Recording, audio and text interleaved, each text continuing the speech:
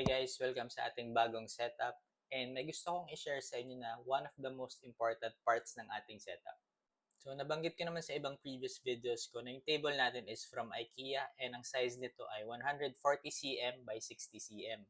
And then syempre wooden yun or some type of laminate. And very important na i-protect natin yung mismong table.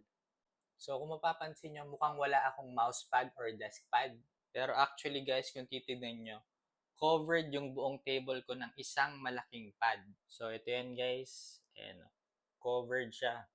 Buo yan guys, 140 cm by 60 cm. So sobrang helpful niyan para hindi magasgasan or madumihan yung mismong table natin.